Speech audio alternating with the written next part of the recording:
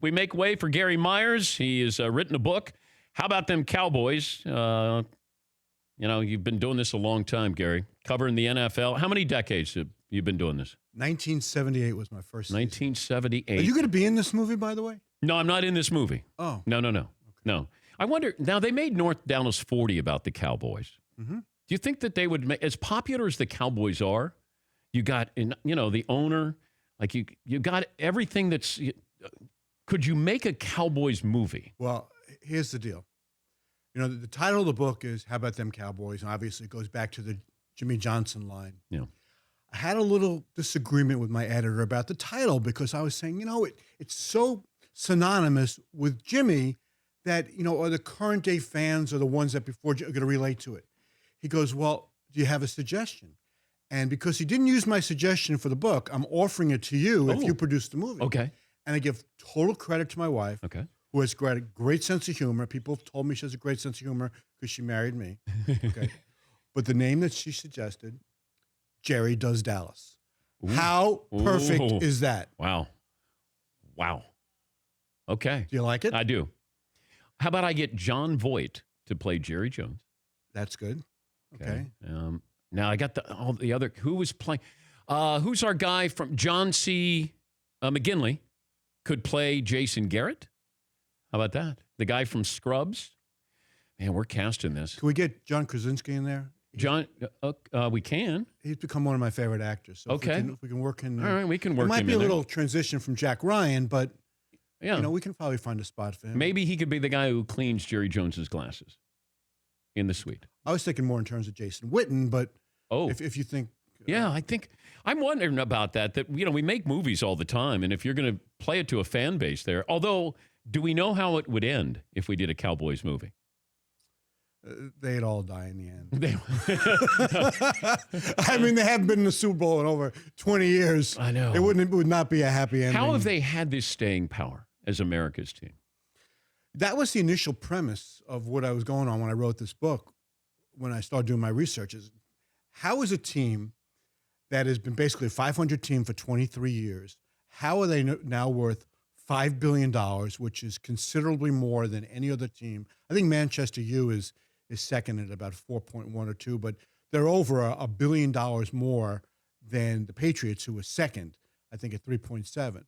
So how does that happen? And how are they more popular now worldwide than they've ever been, when it doesn't make sense almost because there's been no success on the field? Yeah. It's a phenomenon that I go back to when they lost those back-to-back championship games to the Lombardi Packers, and they were only a 6 or 7 year old expansion team at that point, and people just naturally gravitated to them. They were this underdog, but a really appealing underdog.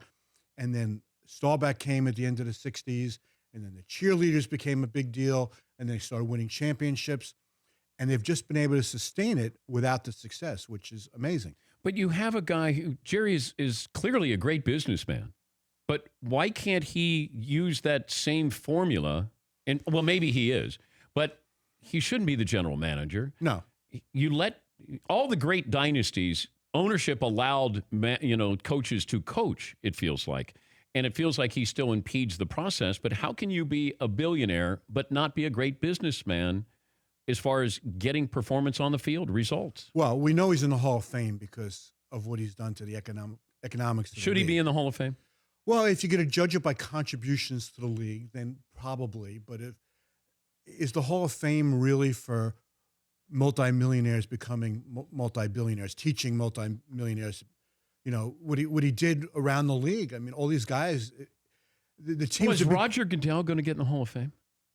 Well, Paul Tagliabue's not in the Hall of Fame. Yeah, but I think that the owners had a problem with Paul Tagliabue. Here's Goodell, who's taken the slings and arrows and made them money. If we're looking at contributions to the game, I'm imagining this commissioner gets in before the previous one.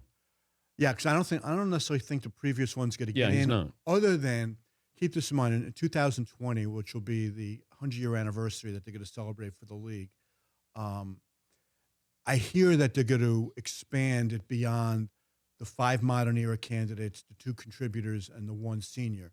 And I won't say they're going to open the floodgates, but they're going to try to right some wrongs of the past and have a much bigger class in 2 years than they do in a normal year.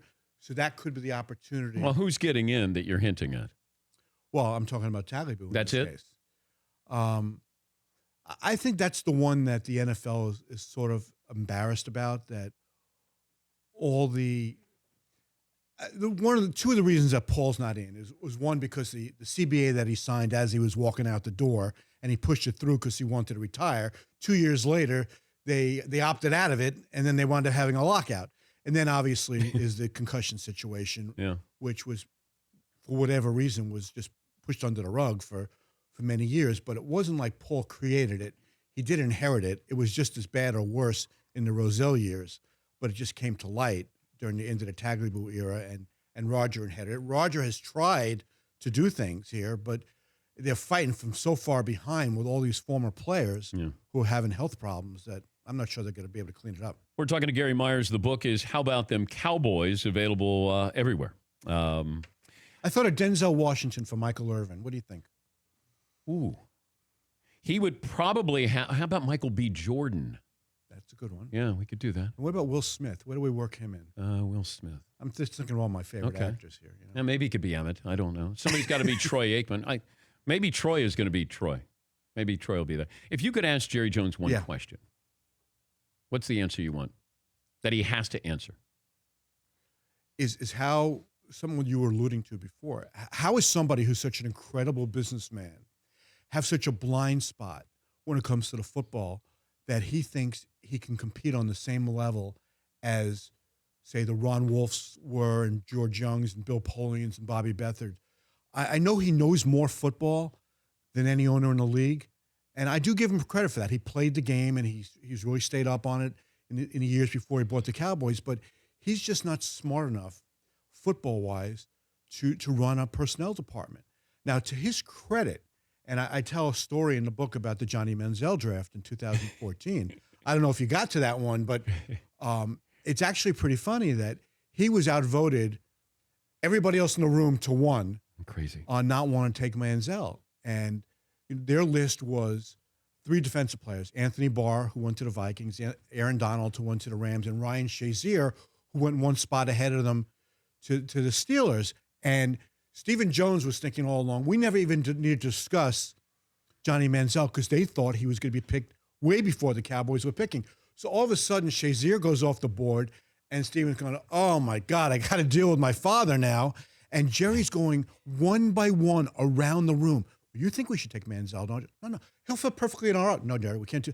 So he's shut out. He's sitting there by himself. And to his credit, at least, he didn't force them to take Manziel, although he bitched and moaned about it. And Stephen was sitting right to his right. And as soon as they call in the league office to call in Zach Martin, who turned out to be a great player, Jerry slaps Stephen so hard on the leg that it kind of reverberates around the room. And he gets in his ear and he says, son, let me tell you something. I didn't get to this spot in my life by playing things down the middle. And you just played it down the middle. And if that's the way you're going to run this team, you're never going to be a success. Now, Stephen was hurt by that because his father's his idol. You know, fortunately for him, he didn't turn around and say to his father, well, tell me about the last 23 years. You know? But Jerry never apologized to him about it. But the fact that when Manziel was cut by the Browns, Jerry never went in and say, hey, we get a second shot at this. He never did that. So that was his way of saying, hey, you were right. You had an exchange, and I had heard the same story, and that is when Ezekiel Elliott was in trouble, that I was told by a great source who said that Roger Goodell, the commissioner, said to Jerry Jones, just don't say anything. Don't, let this just sort of smooth over, and he's not going to get suspended. Mm-hmm. And that's why when Jerry found out the commissioner had suspended Ezekiel Elliott, he went ballistic. He was trying to derail his career. I mean, he went all in. And then you run in, you print this, but you find out from the commissioner. The commissioner comes up to you after he finds out about this story and says to you, what? Well, let me just spin it back a little bit. So the night before Jerry's induction in the Hall of Fame, he has this $8 million party with Justin Timberlake. And one of the invited guests was Roger Goodell, who 5 days later would call Jerry in Oxnard, California to break the news that he's suspending Elliott for 6 games. And Jerry says, don't do that. That's the wrong thing to do. But anyhow, at the party, Jerry is standing there with a drink in his hand with Bon Jovi and Roger. And I write in there that Roger was there drinking on Jerry's dime, knowing he had the decision made at that point. He just didn't want to ruin Jerry's Hall of Fame weekend. So I have a great picture in the book of the three of them standing there having a drink, and the caption is that Jerry Jones was just living on a prayer if he thought that Roger Goodell wasn't going to suspend Elliott. So anyhow, at the league meetings in March, I think it was in Orlando this year, I had my final interview with Jerry, and that's how current this book is. I mean, I was able to get stuff in from that period of time. So I'm sitting with him in a conference room, and I said, Jerry, you've alluded to me 3 times already that somebody really high up in the league office assured you that Zeke Elliott was not going to be suspended, but you wouldn't name who it was. I said, listen, it was Roger, wasn't it? Yeah, it was. Okay. So he admits it was Roger. Yeah. We knew it, but I got him on the record saying it. Yeah. So now, good for you. A half hour later, Roger's holding his end of the league meetings press conference. Now, I've known Roger since 1981, and we have been friends over the years, but that has never interfered with me asking him the tough questions or ripping him for the Ray Rice or anything. And he knows that. And that's one of the things I've admired about Roger is I was able to be really critical in the paper of him, and he would never call me about it. And it wouldn't affect our relationships whatsoever. So I get him in the hallway after his news conference. I said, Roger, I just came from a meeting with Jerry, who's insisting that you, not anybody else, but you told him that Zeke Elliott was not going to be suspended. I said, is that true? And he looks at me and he goes, the answer is no. N period, O period. Is there something about that you don't understand? And I'm thinking, go on, get madder than me. This is gold Swing for the book. me. Yeah. Hit me. I said, I'm only the messenger, but if you want to blame me, that's fine. Maybe you should have corrected his punctuation there. The N period, O period. Maybe just N-O period. That could have set him off a little bit more, too. But I was told the same thing that he said to Jerry. That's why Jerry went apoplectic here on the commissioner, because he was told, don't worry, just don't say anything. And then Jerry had a whole lot to say after that. Well, as recently as that Friday afternoon of Hall of Fame weekend, Jerry had a little press conference in which he was insisting once again that Zeke would not be suspended. Yep. I mean, insisting. Yep. And you had to figure somebody was telling him. All right. The book is How About Them Cowboys? Or it could have been Jerry Does Dallas. That'll be for the movie. And we'd have a spot for you in that movie. You do? Yeah. I haven't quite figured out what it is. Okay. Maybe Stephen Jones. I want to get you a big part in that movie. Does Stephen Jones? So when Jerry steps down, who takes over? Well, it's already been decided that a third of the team will go to Stephen, a third to Charlotte, and a third to Jerry Jr. And that Stephen, because he's the oldest and has been with Jerry since day one in 1989 with the Cowboys, Stephen will have the league vote. Now, the really interesting thing to me, Dan, is whether or not Stephen has learned from his father's mistake and will name a general manager. Stephen is very involved in personnel now. Yeah. But if he's going to be running this team on a day-to-day basis, he has to learn and he has to know that the reason that the Cowboys haven't been in the Super Bowl since 95 is because once Jimmy left and left Barry Switzer a team to win a Super Bowl with, that they've never been able to replenish the personnel. And you also had a great quote in there. Well, it's from Troy Aikman where, Troy and Jimmy, Troy said, we could have been Brady and Belichick. Yeah, I thought that was the best quote in the entire book, other than N period, no period. Yeah, I mean, I was talking to Jimmy and he said that, and this is relatively recent, that Troy made that comment. They were having a beer. And, Troy, it could have been anybody but Barry Switzer, and Troy would have been better with it. He still was upset that Jimmy left. But he hated Switzer, going back to the Oklahoma days and Troy having a transfer. But so they're sitting around maybe 3-4 years ago, and Jimmy has no regrets whatsoever. I said, you would have been in the Hall of Fame already. You would have won 4 in a row. Don't you care about that? He goes, no, my primary goal in life is just to be happy. And I wasn't happy. I couldn't stand being there anymore.